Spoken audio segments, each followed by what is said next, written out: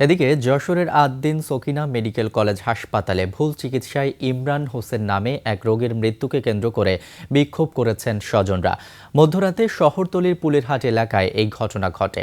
স্বজনদের দাবি, ইমরান হোসেন রাতে জ্বর, ঠান্ডা ও কাশি নিয়ে হাসপাতালে ভর্তি হন। পরে তাকে একসাথে 3টি ইনজেকশন দেওয়ার পর তার শারীরিক অবস্থার অবনতি ঘটে। আইসিইউতে নেয়ার পর তাকে মৃত ঘোষণা করা হয়। ঘটনার পর স্বজনরা হাসপাতালে বিক্ষোভ করেন এবং চিকিৎসকদের অবহেলার অভিযোগ তোলেন। তবে হাসপাতাল কর্তৃপক্ষ অভিযোগ অস্বীকার করে জানিয়েছে, রোগীকে প্রয়োজনীয় চিকিৎসা দেওয়া হয়েছে। পরে অবস্থার অবনতি হলে আইসিইউতে নেওয়া হয়। এটি স্বাভাবিক মৃত্যু বলে দাবি করেন তারা।